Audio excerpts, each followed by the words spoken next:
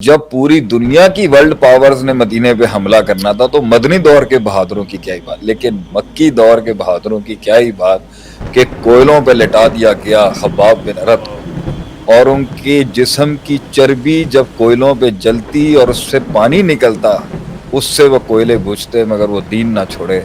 ये बहादुरी की सिफत को आप इस्लाम से निकाल देंगे, मुसलमानों से निकाल देंगे, तो कैसे हमने आखिरी वक्त तक डटना है। अगरचे आर्टिफिशियल इंटेलिजेंस का दौर आ गया है, रोबोटिक्स का दौर आ गया है, साइबर सिक्योरिटीज का दौर आ गया है। आप मर्द मोमिन के अंदर अपने विजन के लिए असहाबुल उखदूद, असहाबुल बदर, जंग ओहद और जंग खंदक और कादसिया जैसी जंगों में शहीद होने वाले लोगों की सिफात को बातिल के मुकाबले में डटने की सिफत थोड़ी रोकी जा सकती। ये तो चलता रहेगा सिलसिला शहादतों का, ये तो चलता रहेगा सिलसिला इमामतों का, ये तो चलता रहेगा सिलसिला क़ियादतों का।